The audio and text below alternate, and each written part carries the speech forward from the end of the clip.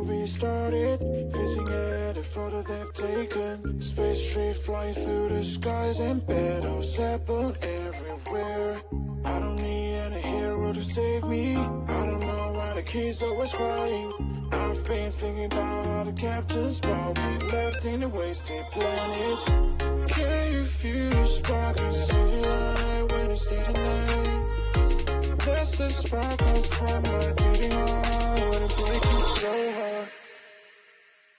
Bonjour les amis, j'espère que vous allez bien. Je suis Pascal Tréfingui, on est à Rio de Janeiro.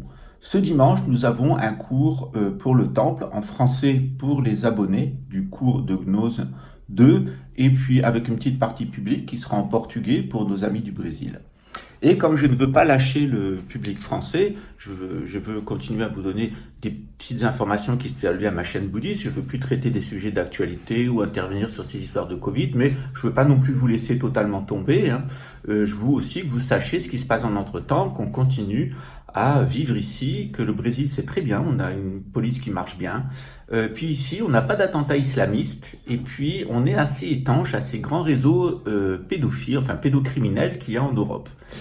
Et ça m'a amené à m'interroger sur les différences de fonctionnement, c'est-à-dire pourquoi il y a ce Brésil bashing, alors qu'ici on vit très bien et la police fait généralement assez bien son travail, même remarquablement. On a 3 polices qui sont quelquefois en concurrence et qui arrivent très bien à travailler. Vous l'avez vu d'ailleurs quelquefois dans des séries Netflix, même si c'est un peu érotisé et héroïsé, mais on a ici une police qui fait assez bien son travail.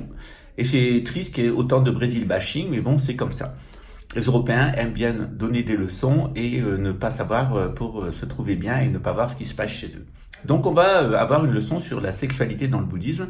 Mais avant ça, eh bien, j'aimerais vous faire publiquement en français, un petit peu en portugais, pourquoi est-ce qu'au Brésil, ici, nous n'avons pas d'attentats islamistes et pourquoi nous n'avons pas de réseaux pédocriminels qui sont liés à l'élite avec des grandes stratégies de communication à la Sarkozy ou à la Vygotsky, si vous préférez. Souvenez-vous que le 11 septembre, vous avez des avions qui, pendant 45 minutes, ont divagué dans le ciel des États-Unis avant de frapper leur cible et provoquer une guerre au niveau mondial, qui était la guerre dite contre le terrorisme. Et c'était quand même curieux que le NORAD ne fonctionne pas. Et on s'est aperçu qu'il y avait des espèces de grandes opérations comme ça, à la Sarkozy ou à la Vygotsky, d'enfumage du public, pour pendant ce temps-là mener de véritables opérations de guerre contre la population. Alors, puisqu'on va parler de la sexualité dans le bouddhisme, eh bien là, je vais seulement pendant quelques minutes, et en français, vous parler de la manière dont on couvre la pédocriminalité en Europe avec des agents de l'élite qui sont là pour faire de l'enfumage public sur des grandes opérations à la Sarkozy, des grandes opérations. Mais quand on regarde les faits, Nicolas Sarkozy, c'est 1 million de chômeurs en plus, c'est 400 milliards de dettes supplémentaires, c'est une police complètement désorganisée en France et démotivée avec de très grands dysfonctionnements et des policiers écœurés qui n'ont absolument rien empêché à rien. C'est de la guerre dans les banlieues avec une augmentation du terrorisme à tous les niveaux. Et puis c'est même encore pire avec l'ère Sarkozy, c'est l'entrée de la France dans l'OTAN qui lui a donné complètement son indépendance et a noyauté son armée au service de l'élite. Alors, on va parler un petit peu plus maintenant de la sexualité bouddhiste ce dimanche dans le cadre du cours de Gnose 2.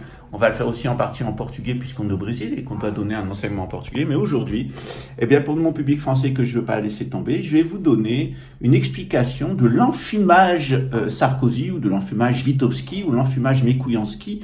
Car en réalité, si vous avez lu Le Roi Vert, et si vous connaissez la vie de Saprem, vous allez comprendre ce qui s'est passé dans les camps d'extermination nazis où travaillaient les Polonais et comment les enfants et les adolescents étaient transformés en objets sexuels par les gardiens de prisons polonais et par leurs chefs nazis qui s'étaient en réalité fabriqué de véritables Harlem d'adolescents qu'ils exploitaient sexuellement puis qu'ils éliminaient. D'ailleurs, avant que les Alliés arrivent, ils les ont tués massivement et les ont mis dans des tranchées où ils ont jeté de la chose sur eux. Il y a quelques mois, j'étais avec Samuel Morel et j'ai rencontré un certain nombre de policiers brésiliens, de la civile, de la militaire et de la fédérale. Et je discutais avec un policier qui savait pas que j'étais homosexuel. Et ce groupe de policiers faisait des grandes réunions d'évangélistes où ils disaient « Dieu, Dieu, Dieu, Amen, Alléluia, Jésus !» Vous savez, toute cette bande de cinglés qui tombent dans l'émotionnel. et qui ne donnent pas devenir des adultes et qui aiment bien diaboliser autrui. Alors évidemment, plutôt que de lutter dans la corruption qui est en eux, ils préfèrent la voir en autrui et ils préfèrent tuer des gens qui sont des boucs émissaires, les gens des favelas, les homosexuels, un certain nombre de personnes qui, dans leur esprit détraqué par une religion falsifiée, sont devenus leurs ennemis. Et ce qui est très intéressant, c'est que Samuel Morel, qui est un homophobe notoire, qui est un pourri, un escroc, qui a arnaqué 11 de mes associés et qui est un psychopathe qui a entraîné Jérémy dans les pires de ses vices et qui a monté une véritable conspiration policière contre moi. Il est complètement en contact avec ce réseau de personnes, c'est lui qui agit contre moi. Et je vais pas vous parler en détail de ce policier parce qu'il n'a pas grand intérêt, mais je vais vous parler de la schizophrénie, c'est-à-dire de cette volonté de voir en autrui quelque chose à éliminer. Ce monsieur-là disait que pour sauver le Brésil, il fallait exterminer les gens des favelas et les brûler de haut en bas et les détruire et que comme ça, la police aurait fait son métier et la société pourrait survivre. En réalité, c'est plutôt à cause de pourris comme lui, qui sont dans la schizophrénie évangéliste, qui sont dans le sentimentalisme et dans la religion déviée, qui font de ce pays un enfer parce qu'ils se mettent à s'attaquer des adolescents, ils se mettent à s'attaquer à des innocents et qu'en réalité, une population, ça s'éduque. Ça, on peut l'inviter à avoir un comportement moral et on peut l'inviter à suivre un chemin qui est bon et pas un chemin qui est erroné. Malgré des gesticulations évangéliques, les réunions de prière Jésus, Jésus, ça l'a pas l'empêché d'être avec un escroc patenté comme Samuel Morel, de monter contre moi une expédition punitive, ce qui est bien la démonstration que ce qui est pourri, c'est pas le Brésil, mais c'est lui, et ce qui est pourri, c'est en lui, et qu'il serait peut-être grand temps qu'il fasse une auto-analyse et qu'il commence à voir que son comportement moral laisse à désirer. Mais c'est tellement plus facile, n'est-ce pas Raymond, de diaboliser les autres et de ne pas voir qu'on vient d'une famille de pourris et qu'on est soi-même un pourri. Where the movie started, facing at a photo they've taken. Space tree flying through the skies and battles happen everywhere. I don't need any hero to save me. I don't know why the kids always crying. I've been thinking about how the captain's ball we left in a wasted planet. Can you feel the spark in city light when it's day to night? That's the sparkles from my beating heart when it breaks so hard. Here I am where the movie started, facing at a photo they've taken. Space tree flying through the skies and battles happen everywhere. I don't need any hero to save me. I don't know why the kids always crying. I've been thinking about how the captain's ball we left in a wasted planet. Can you feel the spark in city light when it's day to night? That's the sparkles from my beating heart when it breaks so hard. Here I am where the movie started, facing at a photo they've taken. Space tree flying through the skies and battles happen everywhere. I don't need any hero to save me. I don't know why the kids always crying. I've been thinking about how the captain's ball we left in a wasted planet. Can you feel the spark in city light when it's day to night? That's the sparkles from my beating heart. Alors comment fonctionne le Brésil? Alors au Brésil, on a 3 polices, la police militaire, la police civile et la police fédérale. Elles sont souvent en concurrence. On a aussi une élite de policiers qui, dans différentes institutions, travaillent à la sécurité publique, mènent des enquêtes dans le cadre de la légalité. Je ne vais pas vous donner une image idéale du Brésil, mais c'est grosso modo le cadre juridique, le cadre réel dans lequel nous sommes inscrits. En réalité, le Brésil, comme chaque pays, c'est un pays où il y a de nombreuses religions. Or, ici, nous n'avons pas d'attentats islamistes et nous n'avons pas de ces gros réseaux pédophiles liés à l'élite. Les gens sont arrêtés. Pourtant, en France, on a des grands attentats terroristes avec des explosions, de la chasse aux sorcières. Et en même temps, on a des préfets Witowski qui, à grand renfort de publicité, mobilisent 200 policiers, ou voire 2000 dans toute la France, font de la fumée et arrêtent en réalité quelques pères de famille, quelques personnes qui sont sur Internet. Et pendant des mois, d'abord, ils vont laisser les affaires en cours pour faire de la communication médiatique. Ils vont profiter de ces grandes opérations public pour redorer leur image de marche personnelle et se faire, comme le préfet allemand, une espèce d'aura de Monsieur Ordre, comme l'avait fait Sarkozy. On a vu le résultat avec Sarkozy, c'est moins d'ordre, plus d'impôts, plus de chômage, plus de désordre, plus de corruption. Il est lui-même sous une enquête de police avec des peines de prison qui sont prononcées contre lui. Donc on est là aussi dans le cadre du management par la schizophrénie, en réalité qui est dirigé vers l'électorat de droite, l'électorat plutôt catholique et même évangéliste, à qui on aime bien raconter des histoires parce qu'on sait qu'il a un réflexe national, un réflexe patriotique ou nationaliste. On l'a vu par exemple dans la destitution de la présidente Dilma, qui avait rien à se reprocher, et de président Lula da Silva, qui finalement a été innocenté parce qu'il n'y avait rien contre lui. C'était même le président le moins corrompu du Brésil. Voilà.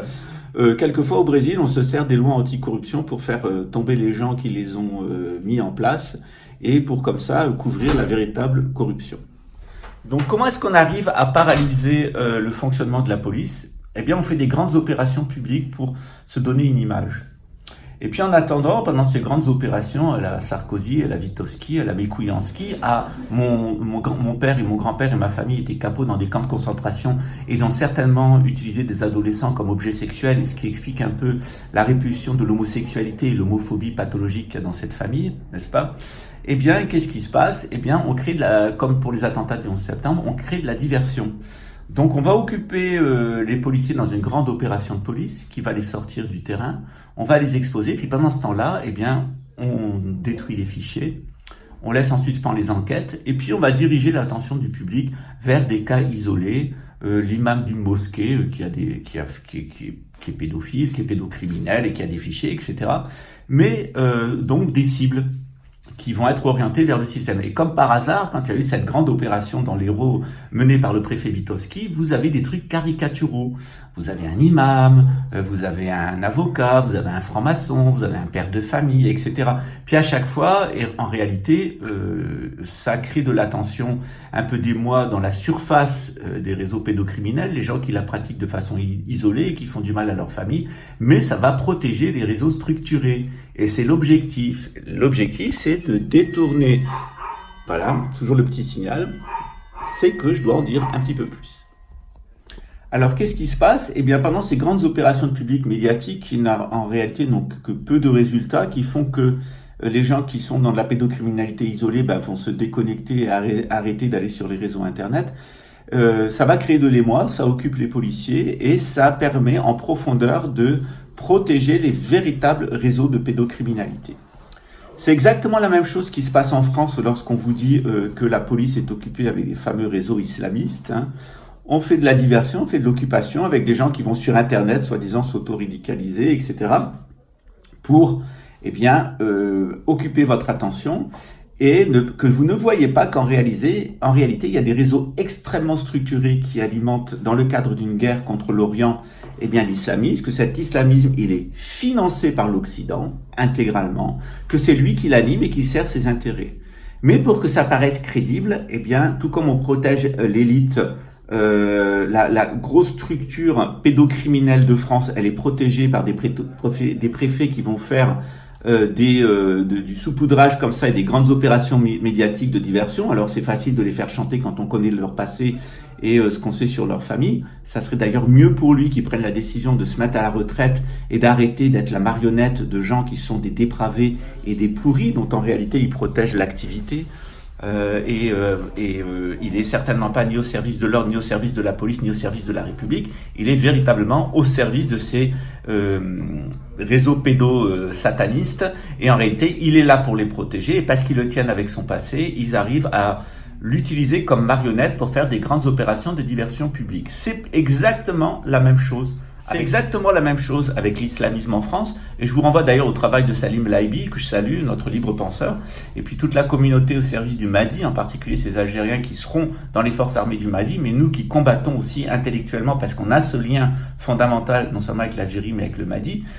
Notre travail, c'est de démasquer les imposteurs. En réalité, dans le bouddhisme et dans l'islam, on vous demande de faire des choix éthiques, d'être conscient.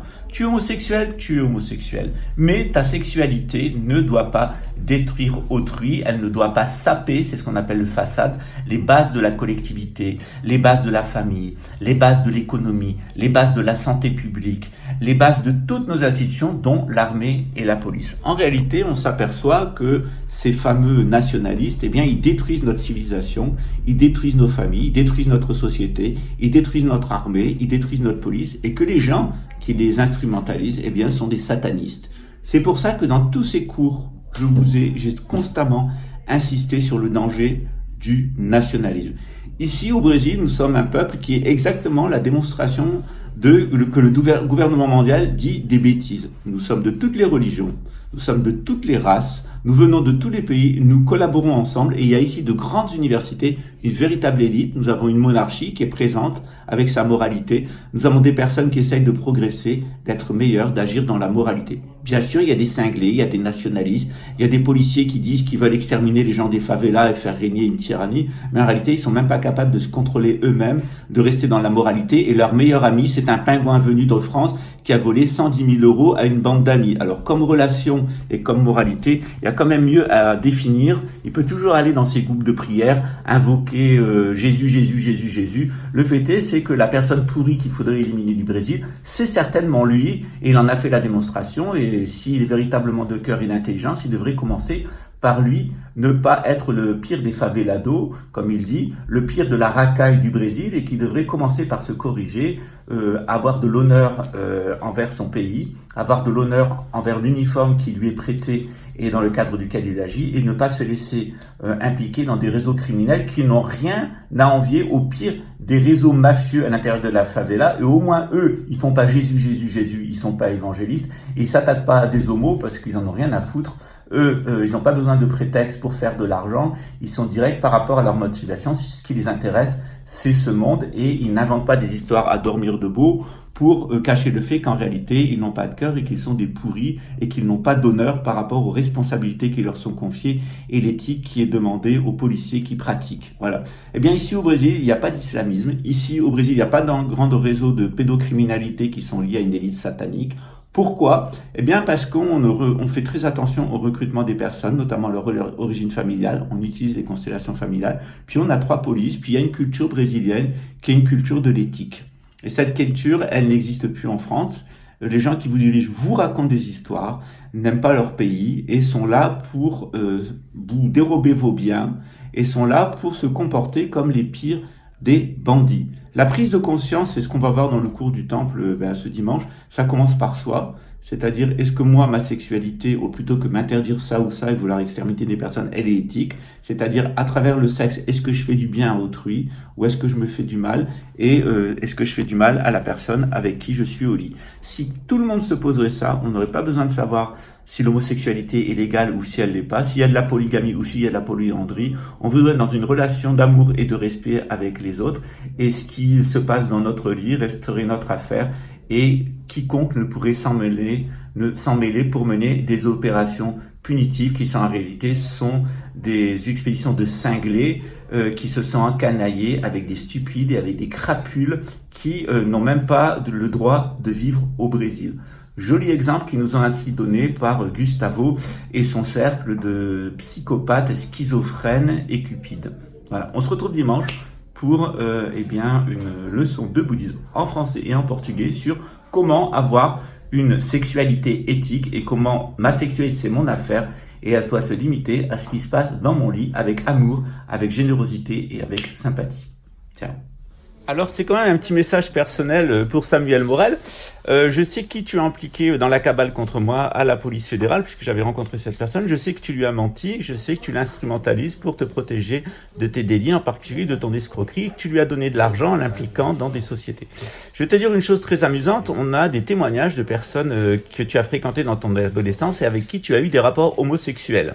Donc si tu veux, on peut lui communiquer les témoignages de ces personnes et on peut lui communiquer ce qu'on sait sur lui. Il semble que la cabale que tu as montée contre moi pour l'impliquer et te protéger de tes crimes puisse se retourner contre toi, parce que si tu veux, même en ligne sur cette chaîne, tu peux mettre le témoignage de tes amis qui montrent que tu as des rapports homosexuels plusieurs fois au cours de ta vie et qu'en réalité tu es venu au Brésil pour monter une escroquerie, que tu as manipulé les gens qui étaient autour de toi. Donc Samuel Morel, je te souhaite une bonne mort, parce que l'intégralité des informations te concernant vont être communiquées à tes amis, et maintenant la chasse à l'homme que tu as montée contre moi, eh bien je te laisse deviner la suite. Voilà. Au revoir Samuel, porte-toi très bien, et n'oublie pas de demander à Jérémy de rendre l'argent qu'il a volé à mes associés, et de vendre les parts des sociétés, etc., que tu as fait ici, de liquider cet argent et de reverser l'argent, en particulier à Nathalie Teisman, qui est chez moi, qui est une personne handicapée, et que tu as volé de 15 000 € avec ton complice Jérémy. Au revoir Samuel, porte-toi bien, et la prochaine fois que tu voudras te trouver des amis, souviens-toi que moi je suis un ami loyal qui t'a accueilli et qui t'a rien demandé, et qui t'a prêté sa voiture, tandis que toi, tu t'es associé systématiquement avec des gens qui te ressemblent, c'est-à-dire des pourris.